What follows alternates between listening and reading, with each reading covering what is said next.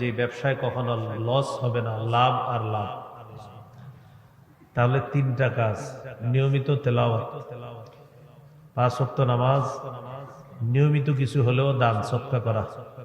এই তিনটা অভ্যাস নিয়মিত চালু রাখার চেষ্টা করা।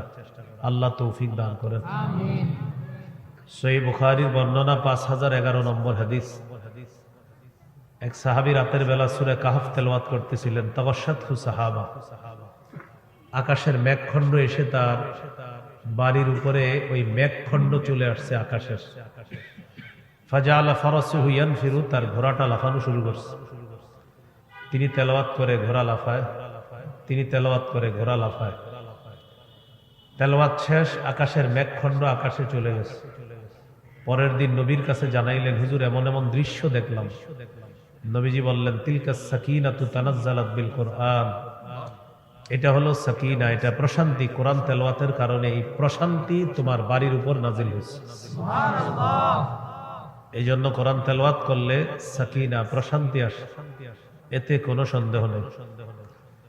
তেলাওয়াত করার পাশাপাশি কোরআন শ্রবণ করার চেষ্টা করা। সূরা আরাফের 204 নম্বর আয়াতে আল্লাহ বলেন, ওয়া ইযা কুরিআল কুরআনু ফাসতামিউ লাহু ওয়া আনসিতু, যখন কোরআন পড়া হয় তখন তোমরা কান পেতে শোনো এবং চুপ থাকো। লাআল্লাকুম তুরহামুন, যাতে তোমাদের প্রতি দয়া করা হয়।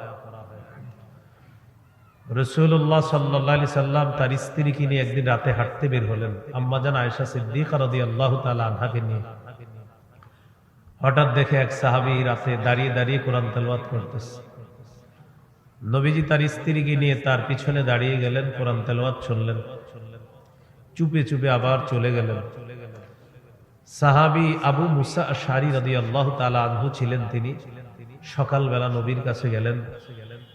নবীজি বললেন, আবু মুসা, গত রাতে তুমি অমুক জায়গায় দাঁড়িয়ে কোরআন পড়তেছিলা, ব্যাপারটা আমি দেখেছি। আমি আর আয়েশা তোমার পিছনে দাঁড়িয়ে দাঁড়িয়ে তোমার তেলাওয়াত শুনতেছিলাম। চুপচাপ তেলাওয়াত শুনে আবার চলে আসলাম। সাহাবী বললেন, লাউ আলিমতু বিমাকানিকা লাহাব্বারতু লাকা তাহবীরা, আমি যদি জানতাম হুজুর আপনি আমার পিছনে আছেন, তাহলে আমি আরো সুন্দর করে কোরআন তেলাওয়াত করতাম। এই জন্য সুন্দর করে কোরআন তেলাওয়াত করার চেষ্টা করা। মারকাজুল কোরআন মাদ্রাসার নাম। কোরআনের ছাত্র যারা, তাদের মৌলিক 4টি কাজ হলো: বিশুদ্ধভাবে কোরআন শিক্ষা করা, 2 নম্বর কোরআনের বিশুদ্ধ অনুবাদ শিখতে হবে, 3 নম্বর কোরআনের মতলব বুঝতে হবে, আয়াতের উদ্দেশ্য বুঝতে হবে।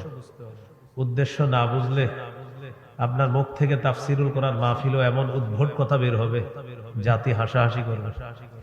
এই জন্য কোরআনের আয়াতে কারিমার মতলব বুঝতে হবে। উদ্দেশ্য না বুঝলে বিভ্রান্তি নিজেও হতে হবে, জাতিকেও বিভ্রান্ত করতে হবে। তো 3 নাম্বার, কোরআনে কারিমের আয়াতের উদ্দেশ্য কোনটা, কি, এই জাতীয় বিষয় বুঝতে হবে। যেমন আল্লাহ কোরআনের এক আয়াতে বলেন, ওয়ালা তাকুনু কাল্লাতী নাকাদাত গাজলাহা মিন বাদি কুওয়াতিন আনকাসা, তোমরা ওই নারীর মতো হয়ো না যে নারী এইভাবে সুতা দিয়ে রশি পাকানোর পর আবার এটা টুকরা টুকরা করে ফেলে, তার মতো হয়ো না। কি বুঝাইলেন আল্লাহ? তোমরা ওই নারীর মতো হয়ো না যে নারী কষ্ট করে এইভাবে সুতা দিয়ে রশি পাকাইছে, পাকানোর পর আবার এটা খুলে ফেলছে, তোমরা তার মতো হয়ো না। তো বাস আমি আপনাদেরকে অনুবাদ শোনায় দিলাম, কি বুঝলেন? এখানে উদ্দেশ্য হলো, একজন নারী কষ্ট করে সুতা পাকাইছে, এইভাবে সারাদিন কষ্ট করে পাকাইছে, বিকাল বেলা সব আবার ছিঁড়ে ফেলছে। তা আল্লাহ বুঝাইতে চান, সারাদিনের কষ্টের কি লাভ হলো, সে আবার এটা টুকরা টুকরা করলো। তুমি কষ্ট করে আমল করার পর ওই আমলটা নষ্ট করবা না, যেহেতু কষ্ট করে করেই ফেলছো, তাহলে যদি নষ্ট করে দাও তো ওই নারীর মতো হবে যে নারী কষ্ট করে সুতা পাকায়া আবার টুকরা টুকরা করছে। তুমিও যদি আমল করে নষ্ট করে দাও, তাহলে তোমার কষ্টেরও কোনো মূল্য থাকবে না, ওই নারীর মতো। এটা আল্লাহ বুঝাইছে। এই জন্য 3 নাম্বার, কোরআনে কারিমের আয়াতের মতলব, উদ্দেশ্য বুঝার চেষ্টা করা। যেমন কোরআনের এক আয়াতে আছে, আল্লাহ তাআলা বলেছেন, লাআখাযনা মিনহু বিল ইয়ামিন, আমি তাকে কঠিন ভাবে ধরতাম। ইয়ামিন দ্বারা উদ্দেশ্য সাধারণত অনুবাদ হলো ডান হাত। এখন কোন তাফসীর কারক যদি আপনাদেরকে শোনায় যে এখানে আল্লাহ ডান হাত বলছে, এর মানে বুঝাইছে ডান হাতের শক্তি বেশি, বাম হাতের শক্তি কম। নাউজুবিল্লাহ। আল্লাহর ক্ষেত্রে এটা বলাই যাবে না। আল্লাহর ক্ষেত্রে বলা যাবে না। আল্লাহর ডান বাম দুটোটাই ডান। সুবহানাল্লাহ। তাফসীরের কিতাব খোলেন, এজন্য মতলব বুঝতে হবে।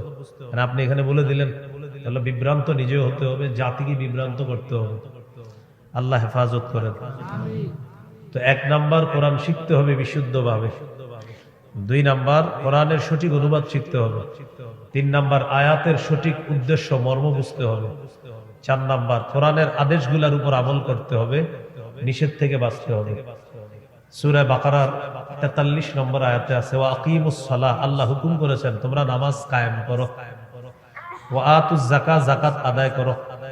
ওয়ারকাউ মা'আর রাকিঈন, রুকুকারীদের সাথে রুকু করো। কোরআনের আদেশ।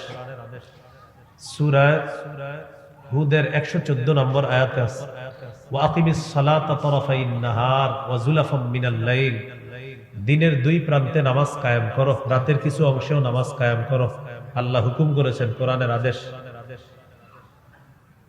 সূরা তাহার 14 নম্বর আয়াতে আল্লাহ বলেন, ইন্নানি আনাল্লাহ, আমি আল্লাহ, লা ইলাহা ইল্লা আনা, আমি ছাড়া কোনো ইলাহ নাই, ফাবুদনি, আমার ইবাদত করো, হুকুম, ওয়া আকিমিস সালাতা লিযিকরি, আমার স্মরণার্থে নামাজ কায়েম করো, হুকুম। কোরআনের হুকুমগুলা মানা। সূরা আনকাবুতের 45 নম্বর আয়াতে আছে, উতলু মা উহিয়া ইলাইকা মিনাল কিতাব, নবী যে ওহী আপনার কাছে প্রেরণ করা হয়েছে ওহী আপনি তেলাওয়াত করে শোনান, তেলাওয়াত করেন, বলছে তেলাওয়াত করেন, এটা হুকুম কোরআনের। ওয়া আকিমিস সালাহ, আপনি নামাজ কায়েম করেন। সূরা বাকারার 238 নম্বর আয়াতে আছে, হাফিজু আলাস সালাওয়াত, তোমরা নামাজ সমূহের প্রতি যত্নবান হও। তোমরা নামাজ সমূহের প্রতি কি হও? যত্নবান হও। তাহলে কি বুঝাইলাম? কোরআনের আদেশগুলা মেনে চলতে হবে, নিষেধ থেকে বাঁচতে হবে। যেমন সূরা বাকারার 42 নম্বর আয়াতে আছে, ওয়ালা তালবিসুল হাক্কা বিল বাতিলি ওয়া তাকতুমুল হাক্কা ওয়া আনতুম তা'লামুন, তোমরা সত্যের সাথে মিথ্যাকে মিশ্রণ করো না। নিষেধ, এটা নিষেধ, কোরআনের নিষেধাজ্ঞা এটা। তাহলে এটা করা যাবে না। সূরা আলী ইমরানের 130 নম্বর আয়াতে আছে, ইয়া আইয়ুহাল্লাযীনা আমানু লা তাকুলুর রিবা আদআফাম মুদাআফা, হে ঈমানদারগণ তোমরা বহুগুণে বৃদ্ধি করে সুদ খেও না। নিষেধ, কোরআনের নিষেধ। এই নিষেধ থেকে বাঁচতে হবে। তাহলে কিছু হলো কোরআনের আদেশ আর কিছু হলো কোরআনের নিষেধ।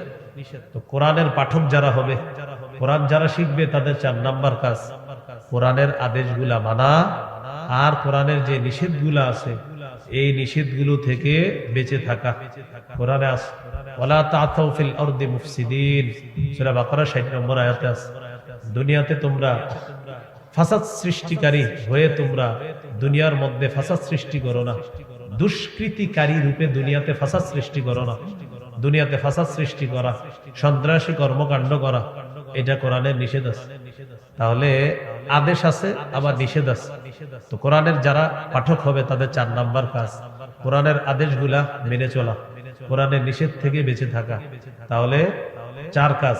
1 নাম্বার বিশুদ্ধ উচ্চারণে কোরআন পড়া। 2 নাম্বার কোরআনের সঠিক অনুবাদ শিখা। 3 নাম্বার কোরআনের মতলব বুঝার চেষ্টা করা। সঠিক মতলব বুঝতে হবে যে আল্লাহ কি বুঝাইছে, মতলব উদ্দেশ্য কি, এটা বুঝতে হবে। যেমন কুল ইয়া আইয়ুহাল কাফিরুন আসেনি, এই সূরা পারেন না সবাই? পারেন। এই সূরা আসলে আল্লাহ কি বুঝাইছে? হে কাফেররা। তো এখানে কি বুঝাইছে আল্লাহ? হাদিসে আছে ফজরের নামাজের প্রথম রাকাতে সূরা কাফিরুন পড়া, দ্বিতীয় রাকাতে কুল হুয়াল্লাহ পড়া। কেন প্রথম রাকাতে কাফিরুন, দ্বিতীয় রাকাতে কুল হুয়াল্লাহ কেন? মতলব বুঝতে হবে। ফজরের সুন্নতের প্রথম রাকাতে সূরা কাফিরুনের মাধ্যমে আমি বুঝাই আমি সমস্ত কুফরি বর্জন করে আমার দিন শুরু করলাম। দ্বিতীয় রাকাতে কুল হুয়াল্লাহ পড়ে আমি বুঝাই আমি আল্লাহর একত্ববাদ স্বীকারের মাধ্যমে আমার দিন শুরু করলাম। হ্যাঁ, যেমন সূরা ইখলাস কোরআনের একটা সূরা আসেনি? দেখেন তো, কুল হুয়াল্লাহু আহাদ আল্লাহুস সামাদ লাম ইয়ালিদ ওয়া লাম ইউলাদ ওয়া লাম ইয়াকুল লাহু কুফুয়ান আহাদ। ইখলাস আছে? ইখলাস আছে সূরার মধ্যে? তো নাই কেন? নাম সূরা ইখলাস, কিন্তু ভিতরে ইখলাস শব্দটা নাই। এরকম 3টা সূরা পাবেন কোরআনে যে সূরার নাম সূরার ভিতরে নেই, আর সব সূরার মধ্যে সূরার নামটা সূরার ভিতরে পাবেন। প্রথম সূরা সূরাতুল ফাতিহা, এই সূরা ফাতিহা শব্দটা সূরার মধ্যে নাই, এটা একটা। বাকি সূরার নাম আবার আছে আপনার সূরাতুল হামদি। সূরা হামদ যদি হয় তাহলে আছে আলহামদুলিল্লাহি রাব্বিল আলামিন। পরের সূরা সূরাতুল বাকারা। বাকারা অর্থ গাবি। গাবি এই সূরার ঐতিহাসিক একটা আলোচনা, এই জন্য এটার নাম সূরাতুল বাকারা, ভিতরে আছে। তো প্রায় 111টা সূরার নাম আপনি স্পষ্ট পাবেন সূরার মধ্যে।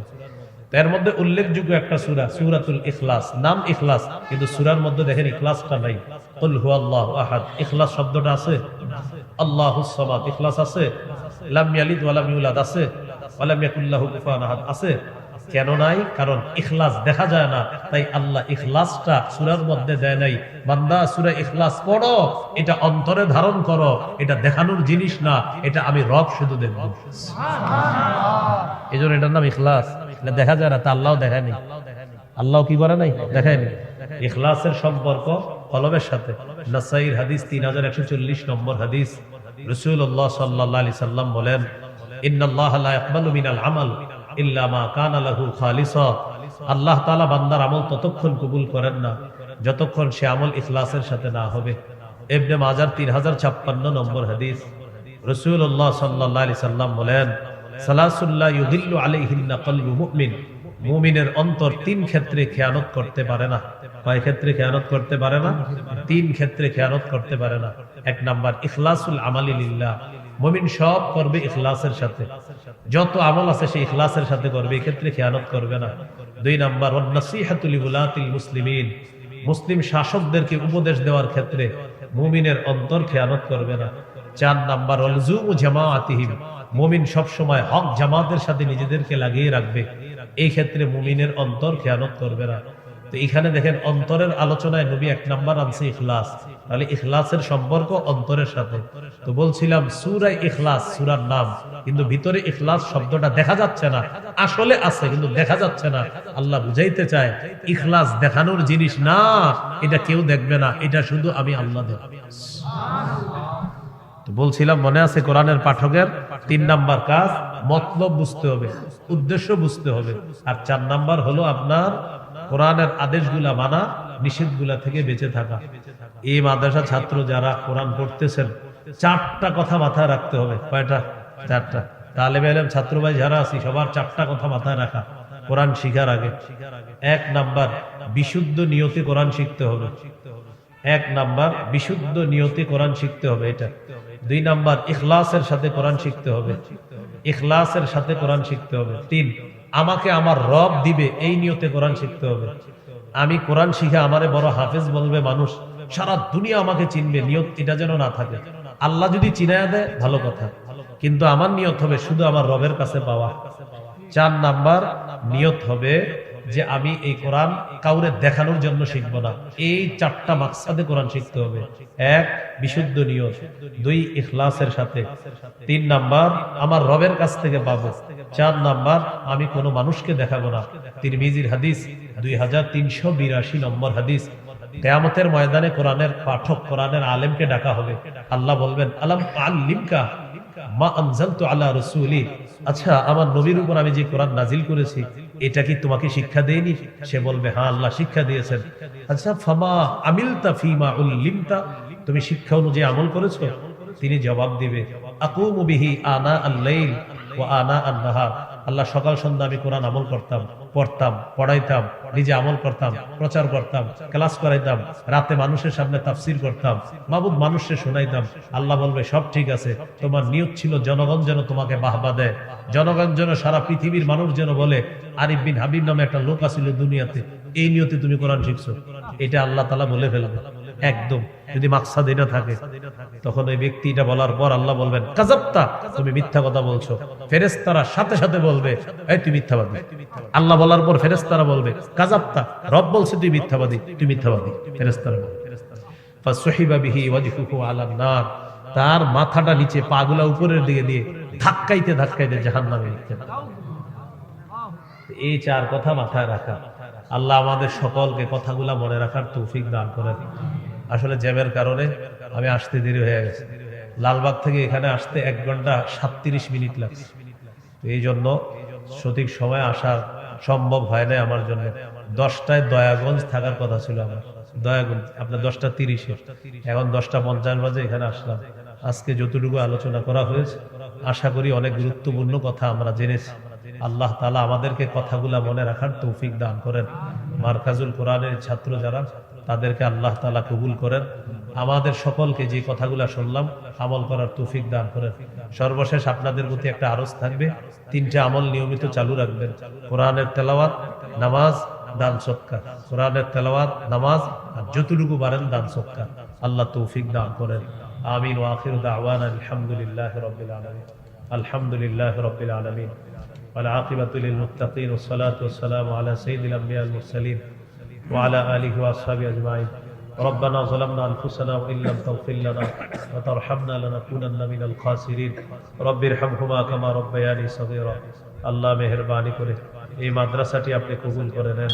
আল্লাহ এই মাদ্রাসার ছাত্র উস্তাদ সকলকে আপনি কবুল করে নেন। আল্লাহ মেহেরবানি করে আমাদেরকে আপনি মাফ করে দেন। ঈমান, ইসলাম, তাওহীদের উপর অটল থাকার তৌফিক দান করেন। হেদায়েতের উপর অটল থাকার তৌফিক দান করেন। কুফর, শিরিক, বেদাত থেকে বাঁচার তৌফিক দান করেন। আল্লাহ আমাদেরকে কোরআনের আশিক বানায়া দেন, কোরআনের পাঠক বানায়া দেন, কোরআনের শ্রোতা বানায়া দেন, কোরআনের মজলিসে যাওয়ার তৌফিক দান করেন। আল্লাহ মেহেরবানি করে এই মাদ্রাসার ছাত্রগুলোকে আপনি প্রকৃত কোরআনের ছাত্র বানায়া দেন। আল্লাহ তাদেরকে কোরআনের পাঠক বানায়া দেন। আল্লাহ তারা যেন এক সময় কোরআনের অনুবাদ সঠিকভাবে শিখতে পারে তৌফিক দান করেন। কোরআনের প্রতিটি আয়াতের মর্ম যেন সঠিক অনুধাবন করতে পারে তৌফিক দান করেন। কোরআনের আদেশ আমল করতে পারে আর কোরআনের নিষেধগুলা থেকে যেন বেঁচে থাকতে পারে তৌফিক দান করেন। আল্লাহ আমাদেরকে আপনি মাফ করে দেন। আল্লাহ দাওয়াত ও তাবলীগের আল্লাহ যে সমস্যা চলছে মাওলা, সারা পৃথিবীর দাওয়াত ও তাবলীগের সাথী ভাইদেরকে উলামায়ে কেরামের তত্ত্বাবধানে এক নেক হয়ে কাজ করার তৌফিক দান করেন। আল্লাহ তারা যেন সঠিক বিজয়গুলা অনুধাবন করে আলেমদের কথাগুলা, কোরআন সুন্নাহ মোতাবেক যে কথা উলামায়ে কেরাম বলছে, আল্লাহ তাদের এই কথাগুলা যেন মেনে নিতে পারে তৌফিক দান করেন। জানমালের অ্যাক্সিডেন্ট থেকে আমাকে, আমাদের সকলকে আপনি হেফাজত করেন। উলামায়ে কেরাম অনেকে সফরে আছে মাওলা, সকল আলেমদেরকে আল্লাহ নিরাপদ নির্বিঘ্নে তাদের সফরগুলো আপনি কবুল করে নেন।